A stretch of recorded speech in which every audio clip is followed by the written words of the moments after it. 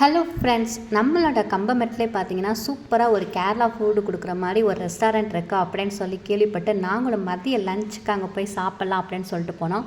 அங்கே போனப்பறம் தான் தெரிஞ்சிச்சு அப்படியே நேச்சுரலாக இயற்கையாக நம்ம உட்காந்து சாப்பிட்ற மாதிரி அவ்வளோ சூப்பராக இருந்துச்சு அந்த ரெஸ்டாரண்ட்டு.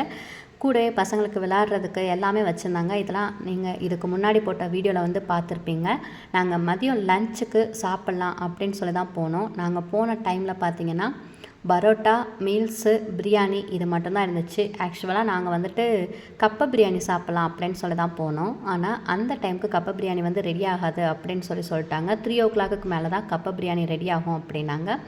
சரி ஓகேன்னு நாங்களும் மீல்ஸு, பரோட்டா மட்டும் வாங்கிட்டு கூடவே பீஃப் ஃப்ரை வாங்கிட்டு சாப்பிட்டு பார்த்தோம். டேஸ்ட் வந்து பார்த்திங்கன்னா அடிப்பொலி அப்படின்னு சொல்லுவாங்களா, அந்த அளவுக்கு செம்ம டேஸ்ட்டாக சூப்பராக இருந்துச்சு.